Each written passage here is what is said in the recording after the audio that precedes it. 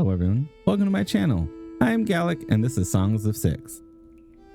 While it has been a while since I made a video, well, I am back with a new me. Let's talk about why I decided to land on Songs of Syx. It's a great game and I have only put around 25 hours when I decided to make a video. What is terrifying is that it is just scratching the surface of the game. And the game tells you when you start a normal game, hey, expect hundreds of hours of learning the game. And honestly, I took that as a challenge. After all, I got through the tutorial of Europa Universalis 4. So really, how hard could it possibly be? Now, to give credit where credit is due, when I opened EU4 for the first time, I had a choice. Hey, pick a country and learn the game. Good luck, buddy. Songs of Syx does have a tutorial that starts off small, so it does help a lot. If you're like me, you will sometimes figure something out and be like, oh, I learned something new. Time to start over. I can tell you, I started 5 new games already after I learned a few things to incorporate it into my new games. Songs of Syx is a very interesting game. I absolutely love the idea of this game. If I would have to say with my limited playtime, it reminds me of the Caesar series in many ways. Build your city, your people wants things. And at the moment of writing, I have not even got to my rich people or even an actual government that is governing over my city, which just boggles my mind how much I still need to learn. Food, clothes, jewelry, housing, furniture, etc. All the good stuff. You need to innovate to learn new buildings from the civics, architecture, empire, military, government, agriculture, refining, mining, husbandry, and finally crafting. So yeah, there is plenty to do in this game, which is building an empire to take over the world if you really want. But for the scope of this video, I just want to talk about the basics of Syx and just go over what I'm excited about in this game, and maybe something along the way will make you think it's worth a try. Which, by the way, there is a demo for this game. I'm not sure how far down the rabbit hole you can go in it, and it's, as of right now, it's a build behind. So no war horses for you, but other than that, I think it will give you a great taste of the game to see if it's worth your money or not. Now, this game calls itself a state simulator, which I agree with. But you cannot have a state without a population. And that leads us to which race you will want to build one upon. Praetorians, the Dorians, Gathmerians, Humans, Amevias, and Telepists.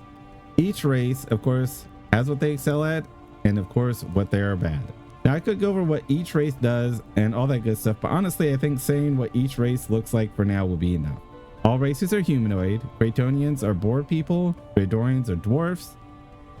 Garthamians are bugs that are a hive. Humans of course. Emervians are aquatic reptiles. And last, Telepists. They are elves. In this video, I'll be playing as Emervias because I have always loved reptiles in games. And alas, there is no avian race, or else you damn well better believe I would be playing as one. When you finally decide which race to roll with, you now get to generate a map and plop your people with your throne down after careful consideration. Since I went with aquatic people, I decided a warm climate. There is also temperate and cold, and I also picked a spot near a mountain and a river just so I had all the resources. But there is trade, so you don't need everything. But since I am learning, that's what I decided to do. Now I'm going to throw you to Gameplay Gallic, and he is going to go over the population and their needs and the supply chain stuff of your people's needs. Take it away, me. So let's go ahead and go over the basics of this game and why I do like it. The really nice thing is there is a codex here to look through, and I think it's fairly well done. It'll tell you what you need to know about certain things. You know, it's all there. It's easy. It's broken up nicely. The thing that I actually really like about it when you're learning your races is you can come here and you can look to see what their preferences are, what their favorite foods are, what they like to live in, where they like to live in, what others they like, what religion they mostly are, all that fun stuff. So when you're playing, you can at least reference this so you know what they're good at. As you see, it'll be like, hey, these guys are really good at warehouse. Really good at warehouse. But yeah, it's great, fantastic. I wanted to point that out. So if you're ever playing the game, this can help you. And of course, there's always things online. I know there's tons of videos out there, I'm sure, because this game is so fantastic. I'm gonna go over the population now and basically how you get more. you start off with immigrants, and to get more immigrants, you just need to make your population happy. Now, if you look up here in the top left, easy to adjust up here. Blue means they're happy, greens means that it's good, red means it's bad. I just started getting law, so that's not affecting it too much right now. Overall, my population is happy, my plebeians are happy, and you can see why right here. Loyalty, happiness, all that. You can go through your population. We want nobles, we want a native population, which I currently really do not have with just this one hatchery, and that's fine. That's not what I'm trying to do right now. We have access to foods and goods like fish, wood, stone, all that fun stuff that can go in the houses, and that will make them happier. So we have all this. We have services, food stalls, hearths. While I do have access and proximity really good for it all, they're not upgraded, so you're not going to get the full effect that you can start upgrading things too. But this is early on, so that's not being too affected by it. So again, it's just the basics of what's going on here. You have your environment, what they like. My people that are the lizards, amphibious, and they like being near water. They love fish and all that, so that's why I'm on a river here. And yeah, they have a road preference. That'll make them happy. All that fun. Noise is a thing, lighting, just all this stuff. They definitely want water. They are water-based people, and all that fun stuff there. And then we have our religion. We're mainly creatorism, so I've just been slamming those down, just putting those buildings down, and not really caring about the others because it's not affecting too much of my population, so I'm not worried. There is an actual opposition, like there is one that hates the other, so that is a thing. I guess I don't know how it works out. I haven't got very far, but that is an interesting thing. So if you have like different races that like different gods, that could probably cause a lot of tensions within your city. So that is a thing to think about. Their employment, how fulfilled they are. And then you got your government, how much we're poor, and they're like, we want to, we want some money.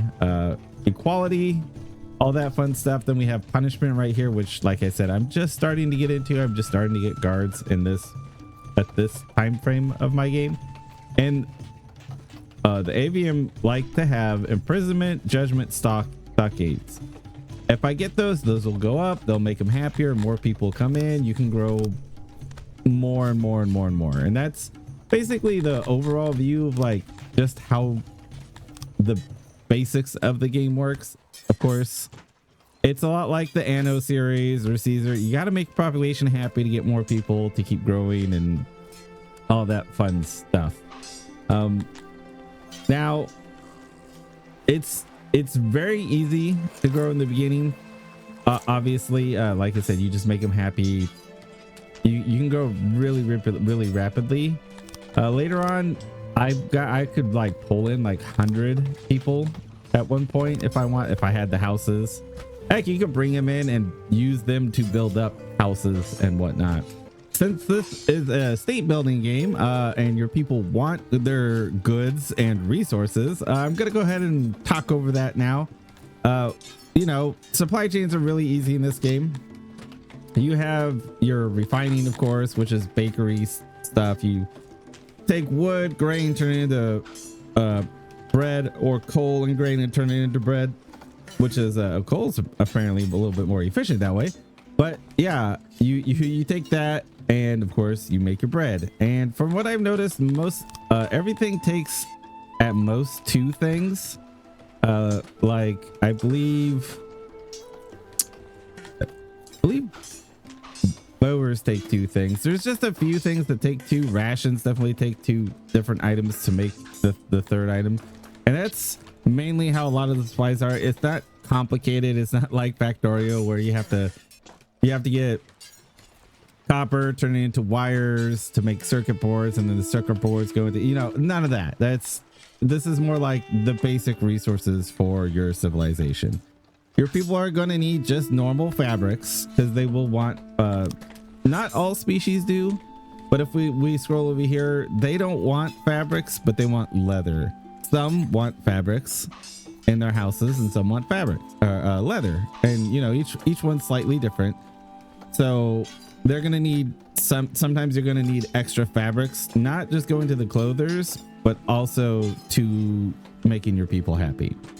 So this game isn't necessarily about complex change, it's about amount. Yeah, it's basically the whole thing is you're ramping up and trying to just consume more and more and more and more and trying to keep everything satisfied. It's more about efficiency and quantity than it is about really anything else, because not only are you feeding your people, you're clothing your people, you're giving them furniture that they want to make them happy and all that jazz. Everything you build has a maintenance on it as well. So if we look at my janitor right here, he needs stone, wood, fabric, and furniture to be able to repair and keep the city maintained. That is a huge thing. So if we come over here to wood, it's telling me, hey, we use 25 of this for maintenance, right? So that's huge. And then we have our stone here. We only use 9. And then for our fabric, we use a little bit as well for the tailors and for the maintenance of, I believe it is our hatchery. It's like every building you have is going to have a maintenance cost as well. So the bigger you have of your weavers, the more maintenance it's going to need, and the more other resources you get. So it's it's a numbers game. Big numbers keep going up, numbers keep getting consumed. You just gotta balance that. The good thing is there's a lot of efficiency stuff in the technology to help produce with a smaller amount of people. It just amplifies your workers, you know, like you get tools, you get tools here, not necessarily here, it looks like you get tools and tailors, and that can make it more efficient. And then you also get there's just stuff in technology that just makes them more efficient, like they're just better at their job. Basically, a good example of that is my hunters. If we look over real quick, you can see technology gives me a plus 1.5, and that's going to what we're getting. So that's just giving us more out of it than we would otherwise, which is great. You get that for all your crafting and all that jazz. And that's it. It's basic stuff like you have a refining, you have your mines, you know, you get your coal, your clay, or stone mines. Silicon is, I believe, the dwarves, and I think another race likes it. They don't necessarily use it for crafting. Gems is used for jewelry. We have our refining, we have a charcoal maker to make coal, smelter for obviously our metals. We have a brewery, which I haven't even got around to. It's not too complicated. It's just some grain or fruit, and it turns it into an alcoholic beverage. And then we have our crafting. You know, we got our bower for war, carpenter, jewelry, masonry. So it's like it's a cut stone. So, you know, it just looks prettier. It's just, you know, it makes grander buildings and statues and whatnot. It's basically like a marbling, you know, like if you think of it in that way. The paper maker, a mechanic. I do not know what machinery is going to use for yet, but I'm sure the thing that makes me think it might be used for like warfare, like catapults. Maybe some buildings use it. We got the ration maker. That's for your military as well. Smithy to make your tools, armor, weapons, all that fun stuff. And then tailor here for your clothes or leather armor. And yeah, this game is all about logistics. You know, having your weavers close to where your fabric is shortens their time from running and getting it. Having just stuff to pull from. You could put haulers down to pull stuff close to, like, if I have a laboratory over here and my clay pits way over here, right, I can have a hauler bring the stuff directly to them, so it's there by them without having the warehouse needing to go over there too. It's all about logistics in this game. It's about supplying everything you need, be it for your army, your city, or your people in your city. You know, it all needs those goods. Not only do you need to supply your city's needs and goods and all that, you also need those resources for upgrading. You can upgrade your buildings. Like these houses can be upgraded. I need tech basements, but a good thing to look at is the lavenders here, the lavatories. I mean lavenders. And you can upgrade these bad boys to be have a higher quality, so they're happier. Houses, they get a basement and then later on a second story, so you start urbanizing and getting denser. You get warehouses. It gives carrying capacity. It probably gives like each crate like more capacity basically, and all that fun stuff. So you can just get denser. And again, it's all about ramping up, you know, more people, more buildings, more efficiency, and it's just, you know, numbers go up. Who doesn't like that?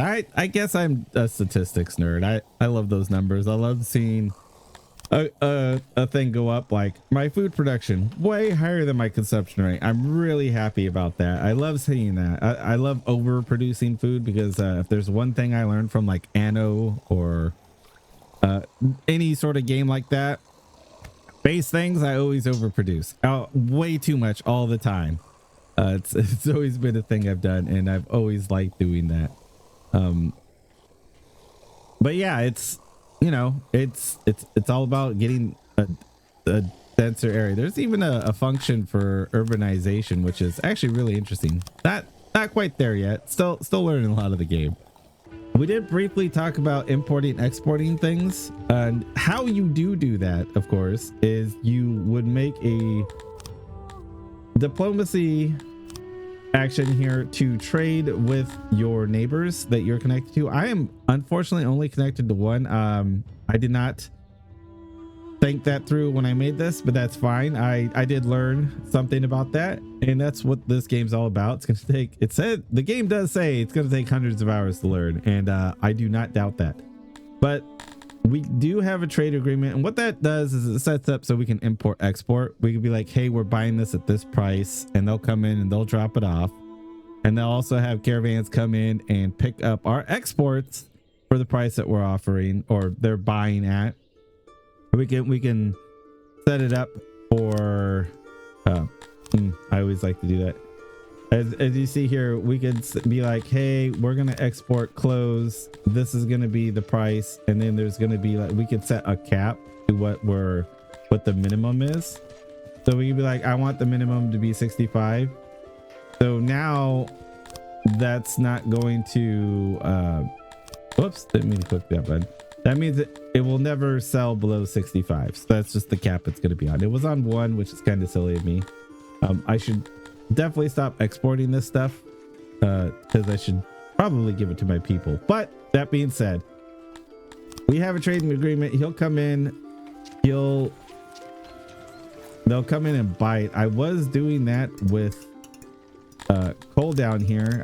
I had an excess of coal, so I was just exporting coal, and that works for importing too. I could set up a little import here. Let's go ahead and do that real quick. We will import, and then we'll go ahead and let them build it real quick.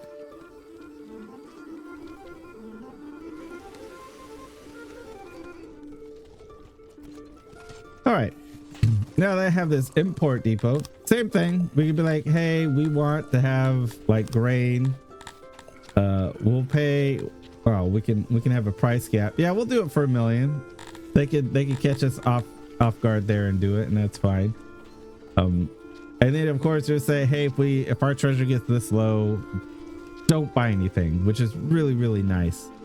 Yeah, now we could import grain here, and if we actually look on the map, you'll see like things coming and going. Like if we go ahead and just for funsies, we'll just send them some, let's go animals just for funsies. We'll just say, hey, send that to them. You'll actually see a little caravan go out there, and it will send 79 to them. So that's kind of neat. You'll just see things go from one place to another occasionally, like they're trading stuff. So if we yeah, as you see right there, there's a fish inbound for them as well. So yeah, diplomacy is fairly basic. You know, how much they like you, how much the attack chance of them fighting you is, and all that, what their power is, all that stuff. So you can kind of see an overview, how many subjects they have, who they're made from, the three races right there. Obviously, you can become colleagues. It's that thing right before alliances, be like, hey, we don't hate each other, but we'll leave each other alone. We'll give each other a little bit of a trade discount and all that fun stuff. Then you have your full-born alliances with people. You can become their protector, which they become your vassal. And then there's also, you become the vassal of someone else. And then you can also unite, where you join the two territories and then just become one under one banner there. Then you could trade regions to each other. You could trade your resources just straight up to each other, like I did with the animals. And then you could trade slaves. I have not done slaves yet. That is a thing that I have not done. Now it's time to go over another part of the game, the military part of the game. Just like I said, just the basics, so you can see there's still so much for me to explore, but I like the idea of it, because while it is just like basically two things, like, you know, ramming into each other and stabbing each other, that's fine. It doesn't need anything too complicated. This game's definitely more about this part of the game, the state building, and the warfare is definitely like an added bonus. If you like that, you can auto resolve things. You can do that. So if you greatly overwhelm your opponent, you can do an auto resolve. I know that you playing it and doing it yourself, you're always going to get a better result if you're good at it, or if you know how it functions is fine. But when you do start growing, when you get over 200 population, you can start training troops, and that's the time when you could get raided. And it's not too much at the beginning. Like, as you see, like the highest one is 31 power right here, and it's random who you're gonna get, of course. I already have 17 currently in training and 5 fully trained. If we go to here, the highest two-faced guys, he has 10 soldiers at 31 power. So if we get up to 50, we do outnumber them. I do have some swords to be able to at least equip on my soldiers, and they'll run over there and grab some weapons and then come out into formation if they're edited to have it. So if I accept this and I gather my troops, they will come out with they'll go into this warehouse right here, and they will come out to wherever I tell them to go with their weapons and armor, if there is armor in there, if I had some leather. Another one of the reasons why I picked these guys, they're actually really good fighters. So that's, you know, so I could be defensively good and whatnot. But as I was saying, with this game in military, it does come from your population. Your troops do get trained from your populations, and when they're done training, they go back into the populace and they do jobs. They do odd jobbers. I think I've seen them also be workers. If they probably get higher, if they come out to the army, they probably get odd jobber to replace them. But again, it's still taking from your population. So when you're going out into this world to conquer things, you're taking your populace, going and fighting them, possibly losing, you know, hundreds of troops in a war, and being,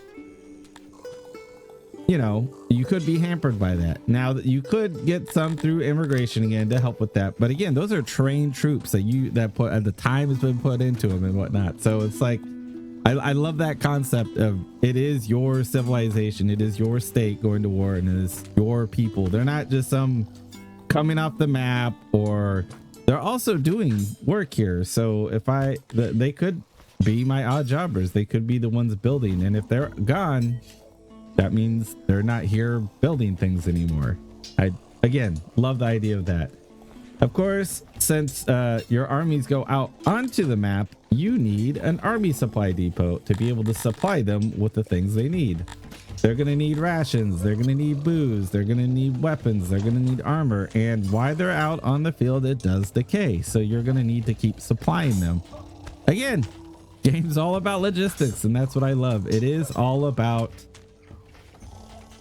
supplying your demand and having excess for your maintenance. For things don't last forever, you know, and I love the idea of that. While it does not have a monetary cost for you necessarily, it's always a resource. Everything on this thing is a resource cost. This woodcutter, this is costing me to keep there. It costs furniture, you know, to repair, because it uses furniture for basically to make it more efficient. These little tables and stuff. This pasture, its maintenance is wood. It's just so your soldiers, their maintenance is armor, weapons, food, alcohol. It you know, you as we come here, I could say recruit an army, you know, depending what they're using. You know, if they have these swords, you're gonna need to have these swords for them, so they can get over there and fight, or shields, or leather, or plate armor. And of course, each one of these also affects your soldiers. Like, I do believe plate armor is going to slow down your troops. It has a penalty on them. Actually, we can actually look at that in the recruit tab here real quick. Like, having plate armor, that lowers your offensive, that slows you down. You got your leather armor, you force absorption, pierce armor +1, slash armor, slows you down a little again.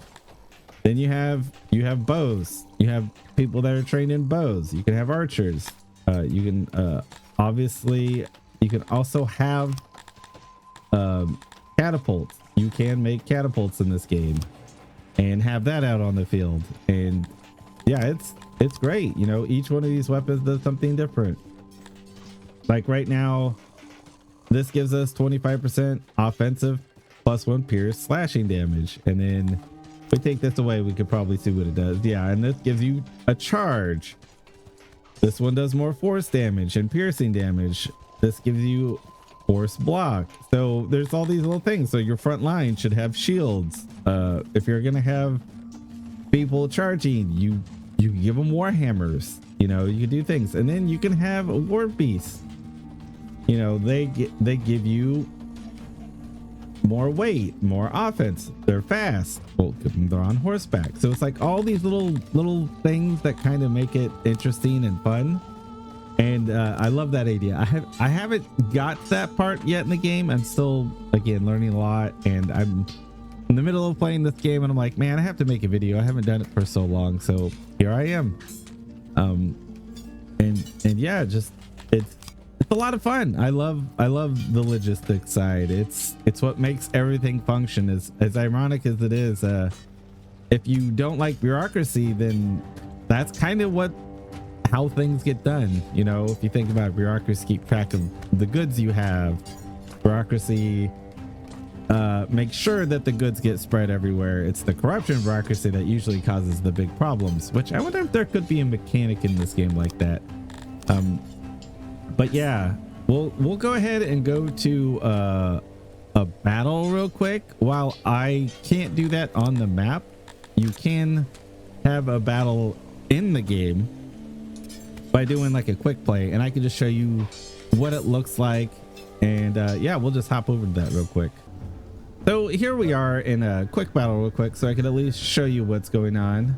I just did a quick generate. Am I going to be good at this? No, I have not actually played a bigger battle like this. The one battle I fought was literally like 7 guys against like my 20. So there is a couple things I figured out. If I press control left click, and it'll just plop them down. Otherwise, you can just make them into formations that you want. You can have a thin one, a thick boy, a long boy, and all that. There we go. You can also, you know, select multiple ones, do all that fun stuff, move them around. And if you hold left click, you can just like move them around and stuff like that. But yeah, you know, it's all basic. It's nothing too complicated, and I'm pretty sure the fighting's gonna be pretty basic. I have some warhammers, some archers here, and it looks like a couple swords guy. They have cavalry, which is interesting, and a catapult. But we'll just go ahead and move in and just kind of show you what's going on here. Yeah, there we go. There we go. What are these guys? I don't know. I don't like it though. Everything is left click, so we can left click, left click, left click, left click, and left click. There we go. We're gonna have them charge the enemy, all that fun stuff. And yeah, this is the fighting. You know, nothing too like amazing. It's basically guys just running in and beating on each other here. Are you guys doing anything? I can't tell. I just can't tell.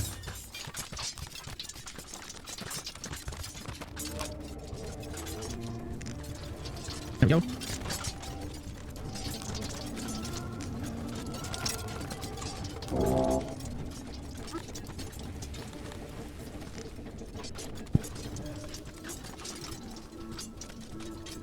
All right, then I got a victory. So yeah, it's not too complicated. It's pretty basic and whatnot, but it does get the job across. Moving around isn't hard. It's like I said, it's not like Total War's level of stuff. I couldn't really tell if my archers were shooting or whatnot, but it is a nice addition to the game because it gives it a little bit more complexity. I'm sure they're gonna work on it more because they just recently added war horses, so you know it is getting there.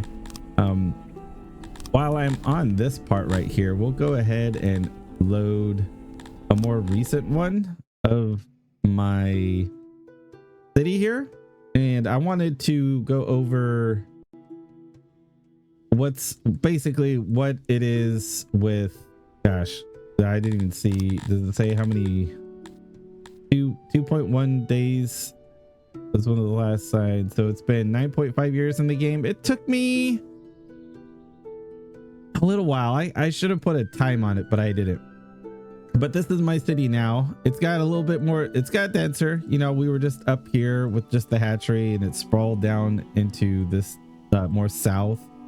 I put a jail over here. I have a fishing going on around it. I built clay pits over here to start supplying clay to my people. I do need to get them alcohol for the military and stuff and whatnot, but I was using it mainly for my laboratories. I was getting them, just getting more technology.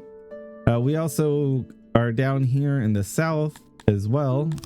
As you can see, we have 3 pastures now. We have a vegetable farm down here as well. We got 2. I have these water pumps putting moisture into the land, so it gives me more value out of my vegetables here as well. This is also when I started realizing that I need clay and furniture to help keep things moving here. Like, as you can see, this is starting, it needs clay and it's starting to degrade, or it was. I think I have stopped that hemorrhage. It was happening really bad to my water pump over here because I didn't have furniture. So now I started, if I have a janitor that's kind of far out, I'm giving them their own warehouse so they can have their own goods. And yeah, it's going great. We have like a little highway that's going down to the south here, and I started lighting the way for them because my people like to have light. I've also started giving them pools inside the city so they don't always have to run over to the water.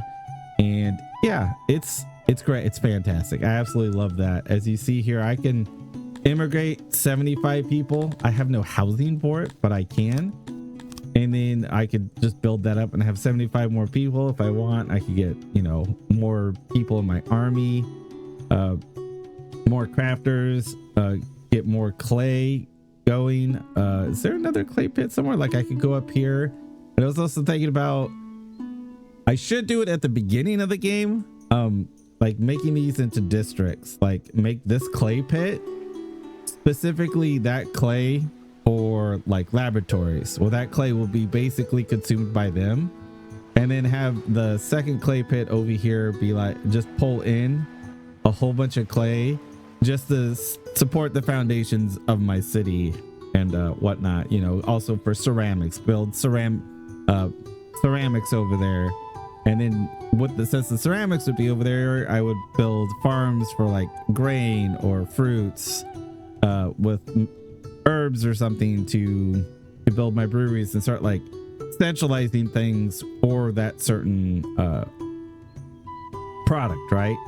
So maybe if I wanted to make a ton of clothes and weavers, I could have a cotton farm out here somewhere where it's got rich land.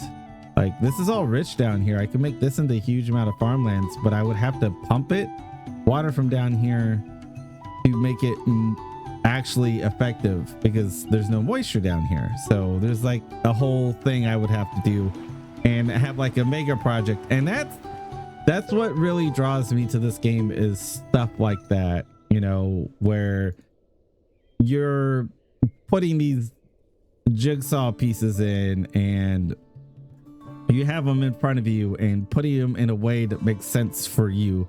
While it may not make sense to me, you could have a pure chaos, just like those people who love to have spaghetti and Factorio Satisfactory and whatnot.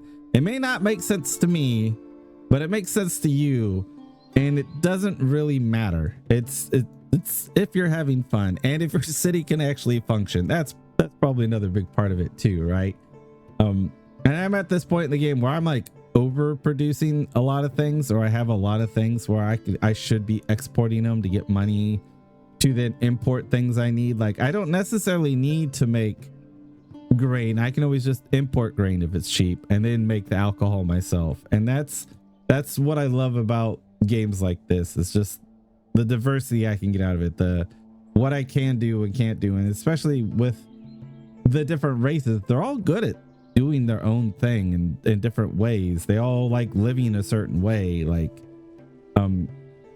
my people, the Ambias, they love water, so they need to be by water. That needs to be a thing. So if I want to have a difficult playtime with these guys, if I want to make it challenging, I could make it go to the north where they absolutely detest it and have like a little small puddle of water. And to make a city, I would have to make a city of canals and networks, so they have their ponds to swim in, so they get that and all that good stuff. And I would have to import fish to them because I would only get so much fishing out of the little pond that's in my area, let's say, and just things like that. So there are challenges that you can give yourself, and heck, just playing the dwarves, the Dordorian guys. Let me look at their name. The Dondorians. They like to live in a mountain. Yes, they can live in a normal, you know, stone building and be okay about it. They love living inside the mountain. So if I started playing with that just to see what it was around, and I actually have a really cool city layout where it is here. Let's go ahead and show you. So as the Dardarians here, you live in the mountains, right? So they like to be in the mountains. Here I'm in the mountains. I have a little grain farm over here because I'm making bread to help basically stockpile my food. I'm getting a little bit more than I'm consuming, thankfully. It's mainly because of the bread there. The production of the mushrooms is ramped up finally. That took forever to build, by the way, and then because I had to mine out all the stone, and that takes some good time. But then I'm moved up here and I started mining out a little home up here for these gentlemen up here to start fishing. I'm going to fish up in this area, and it goes to show you like how different some playthroughs are going to be. You know, the reptiles need water. The Dundarians, they need their mountains. Garthamis are pretty easy going people, but they suck. They're kind of bad at things. They're not the worst at everything, but they're also not great.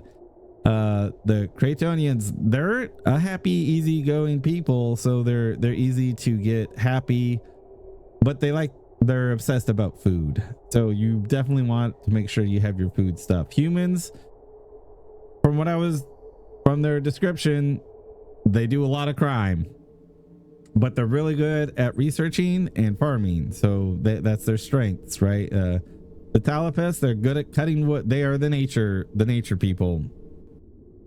They like their trees. They like their the husbandry. They're really good at husbandry, like all of them basically. And they're also good at archery. They're elves, right? So that's what they're good at. And they hate every other race, so they don't get along with everybody. And then there's these two other races that are found in the game. You have to find like they're out on the map. I believe I have one near me. Maybe it was on a different one I was messing around with, but you'll find like enclaves of them where you can like entice them to come join you, and then they'll come join you. They're really, really good at things. Like if we look at crafting, you could see the blue head there. He's good. If you look through, they're good at crafting everything. The Cantors, and then the Argonash are really good, capable fighters. Like they hate working, but if you want a military, they're the ones to like do that. They're really, really good at fighting. That's like their big thing. But it does go to show you that there is a lot of versatility between all the races. They all have their niche of what they're good at, which I love. And then also what structures they like to live in, like humans, like wood. Like I said, the codex, this is what makes a codex great, is I can come here and like the humans, they prefer to live in grand buildings. Everything else is okay. And then if you look at the Talpis here, they like to live outdoors in wood buildings. So it just shows you what the Darians, like I said, they like to live in their mountains. And the Amvias, they like to live in mud buildings. So they're the easiest people to build houses for, because mud is just mud. You know, it's just comes out of the ground. It takes a little longer to make, but hey, it works. I'm just gonna go over my thoughts with this game. I absolutely adore it, like so much. There is little quirks that kind of irk me a little bit. Not as they're irk me, but definitely make it difficult for I could see people getting into. Like, it is on the surface, it's not difficult. It is difficult to learn. There's just so much that you have to learn. There's so much you have to digest. There's so much that is actually going on. Once you start understanding the surface of it all and being able to go off of what you learn is great. It doesn't throw you into the thick of it right away, which I do love. Like, you don't start fighting, you don't start getting harassed by people until a little later. And again, it's not much. It's getting to that point where they're gonna get kind of large. Like this, I can get attacked by like 149 troops, and I might just have to pay them off, you know, much like, you know, the later Roman empires did with the Huns. They're like, we don't want to fight you, here's money, go away, go, leave us alone, you know. And I love that, because that is the thing in the past where, like, heck, the Vikings did it in the Middle Ages, where they showed up like, hey, if you pay us money, we'll just leave you alone, we'll go away for a while, and then we'll come back and ask again. That's how that works. Or you can fight them if you have the forces to fight them. You definitely can be like, no, I did in this one, that's why I have 117k in treasury. I have not been importing or exporting. The combat is a little, it's a little just like getting two GI Joes and hitting them together, which is fine. It's serviceable, but you could tell that there it's an idea that's being worked on. You know, it is like some of the formations, even though I'm telling them to be like condensed and fighting with each other, they'll like parts of it will be like held back for some reason. So there's little issues there. Not necessarily the problem of the UI in itself, but I do have, my bird brain has a problem really remembering what each of these three do in the middle for some reason. When I'm looking for homes, I swear I click on all three of these. I don't have much of a problem with the foraging, hunting, fell trees, and all that. That one's fine. The jobs, construction, government, and services, it does not retain in this brain. I kind of wish that they were just a C, a G, and an S for what they stand for, because this jar doesn't make me think services. This I could see could make me think government, but that's not what I go to right away, because I mean, if you think about it, a lot of buildings look like that in the past, not necessarily just government buildings. This makes me think actually like more of a religious building than a construction building. That's just me though. I mean, that's just kind of my silliness. There is a search bar though. There's a filter, so you know, if you're looking for like what do I not have on here, like a smith, you know, it'll show up, and so you could search for things. You could, you know, like a house, like you could do it that way. It's no big deal. That's just a little nitpicky on me being a silly goose. Then it's just that I don't really have much to complain, because I just enjoy a lot of the aspects of the game. You know, of course, what I love about the game is obvious, just itself. It's charming. It's got a lot of love put into it. I can tell you that right now. It's just, for me, it tickles my brain, right? Again, I love seeing numbers go up. I love seeing the balance sheet being balanced or over, so then I can do something about it. There's just those little things that just make me go, ah, yes, a society that's working.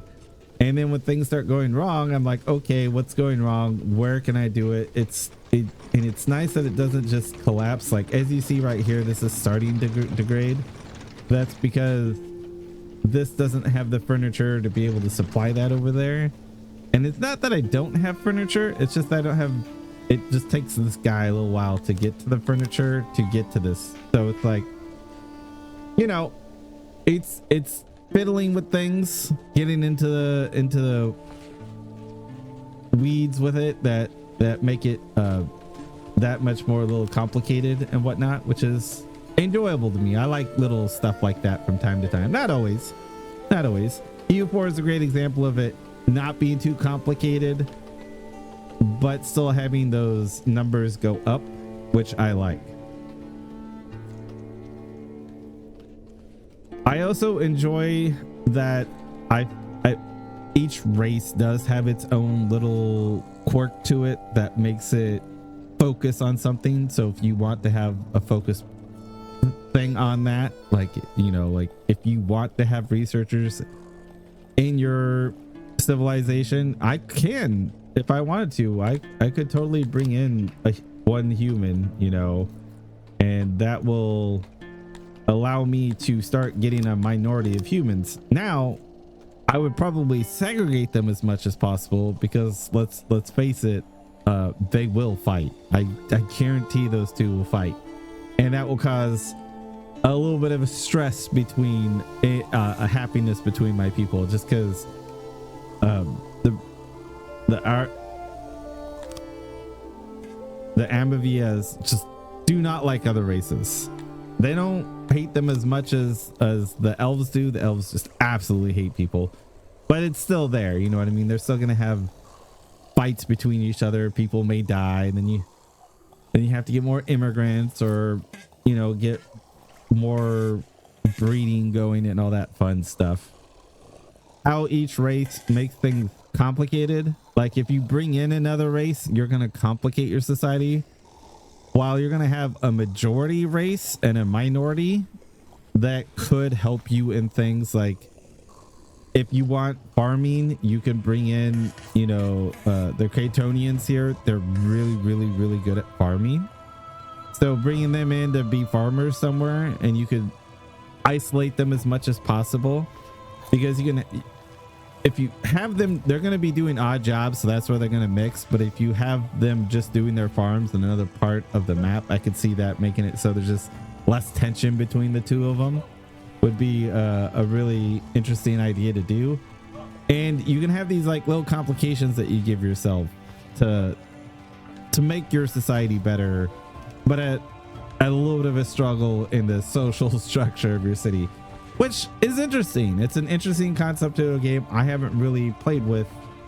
I don't think that I've really noticed, and I like that idea. It's a great idea. Overall, this is a great game.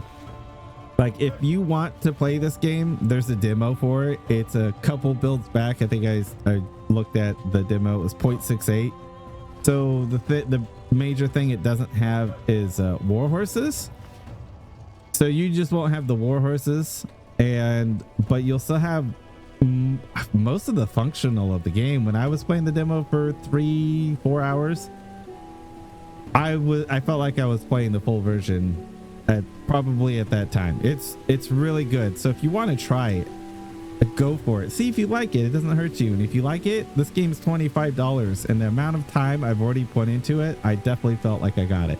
And I know I'm going to put more into it, because it's caught my attention. It's tickling the stats in my brain to be like, ooh, this is something we learned, and now we can be more efficient at vegetable farming, or we can get better at cotton farming. And another one of those things that I did where I'm like, ooh, I really like that. I'm going to start building these little warehouses that are near my janitors, so they can get the functioning, the repairability to keep my 4 little water pumps going. Right now, degrading 4.7, not bad. It was at like 57. It was awful. They were running out of water. It was a sad day over here. Their pond was slowly going away. But yeah, it's just little stuff like that I love. It's like, I feel like it's not just your population that you're feeding, that you're supplying, that you're giving. It's also the city itself.